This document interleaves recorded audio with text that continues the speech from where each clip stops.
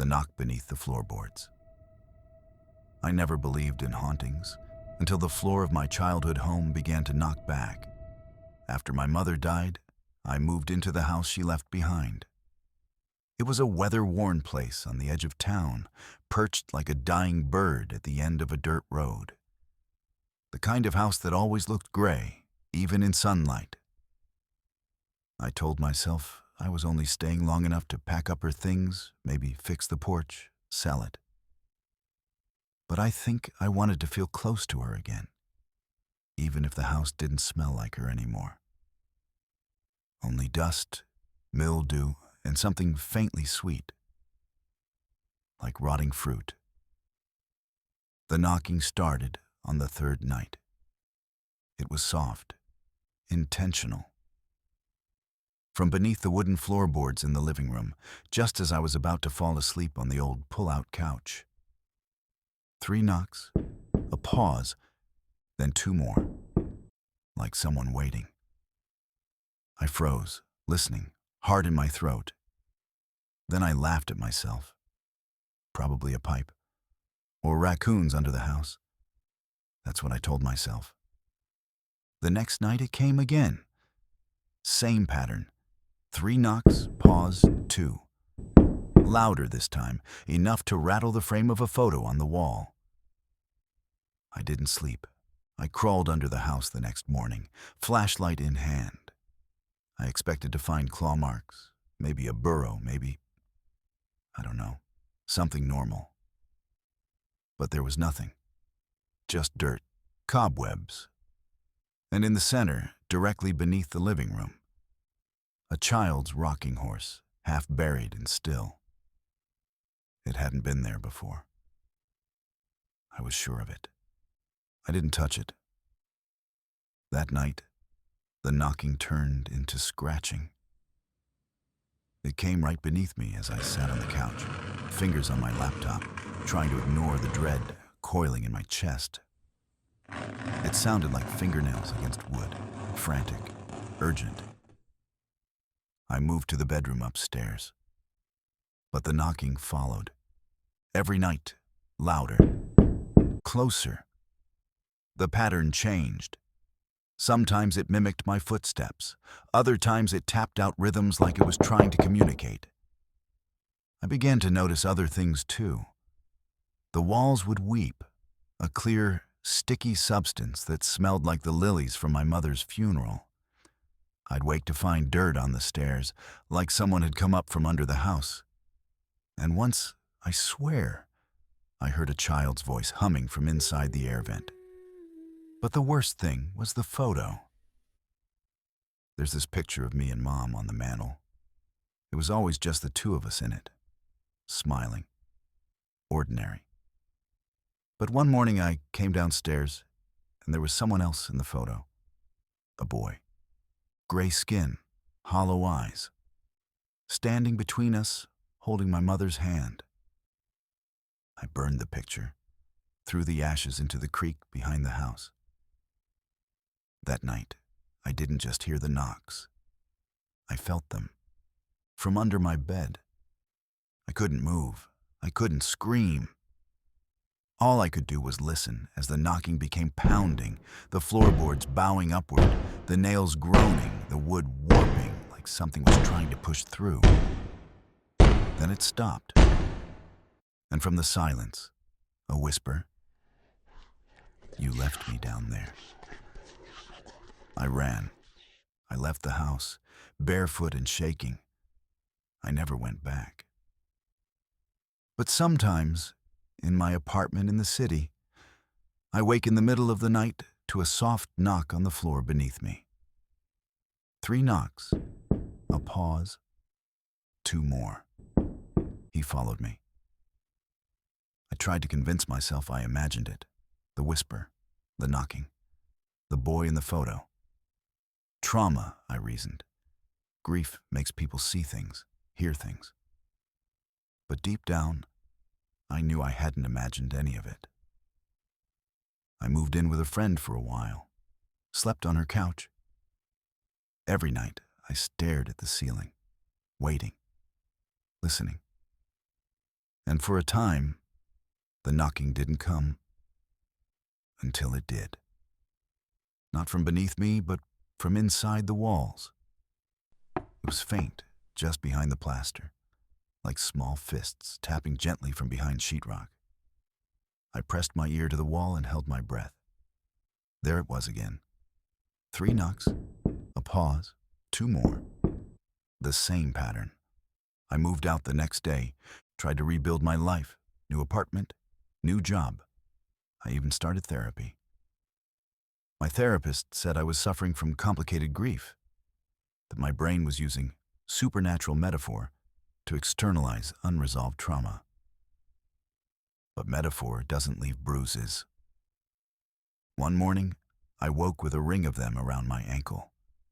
Purple, finger-shaped, like something had grabbed me in the night. I tore the sheets off the bed, flipped the mattress, checked every inch of the floor. Nothing. That night, I didn't sleep. Just stared at the ceiling, waiting. Then the whisper came again. Faint. You left me. I grabbed my phone and recorded the room in a panic. I didn't expect to catch anything. But when I played the audio back, beneath the static hum of silence, I heard breathing. Shallow, childlike, not mine. I showed it to my therapist. She suggested inpatient care. I stopped going. I started digging into the house's history. Old town records, newspaper archives, forums full of conspiracy nuts and ghost hunters. I needed to know what I'd stepped into, what my mother had left behind. I found an article dated 1981. Boy found dead beneath home.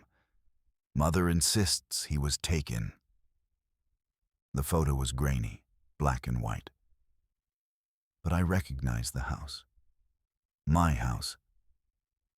The story was vague. A child, no older than 6, had vanished.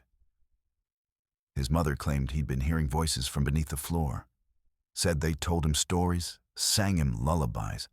She thought it was an imaginary friend. Until she found him, weeks later. Dead.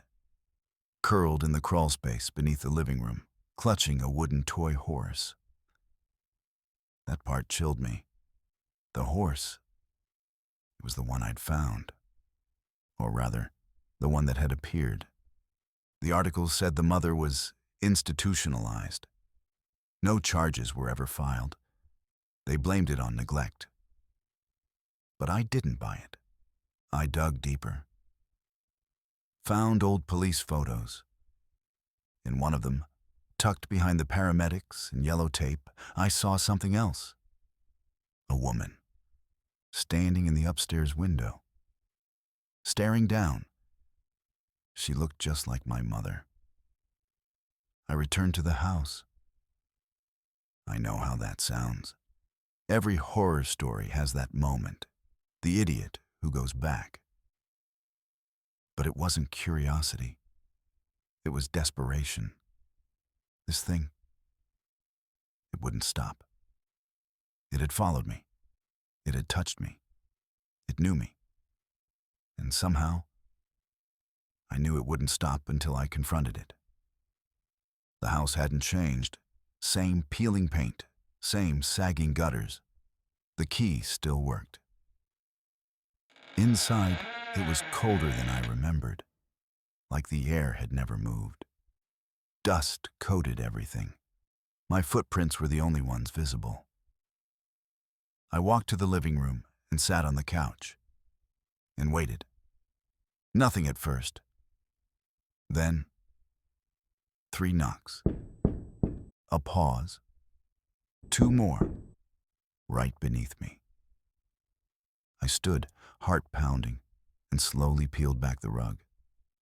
The floor beneath was warped now, bowing slightly in the center like something had pushed up from below. I pried up a floorboard. Dirt. And then, something pale just beneath the surface. A hand. Tiny, with broken fingernails and dried blood caked beneath them. I stumbled back, bile rising in my throat. And then he pulled himself out. Slowly, silently. A little boy, no older than 5 or 6. His skin was gray. His eyes were glassy and full of black veins, like shattered marbles. He opened his mouth and let out a soundless scream. I couldn't move. He pointed at me, then whispered, "You're not her," and vanished. I woke up hours later on the floor, covered in dirt. The boy was gone. But something had changed. The walls were bleeding. A dark, viscous liquid seeped from the corners, dripping down like the house itself was weeping. I heard footsteps above me, though I knew no one else was there. And behind it all, the knocking, relentless, echoing through the house like a heartbeat. I ran, again. I don't know how I made it out.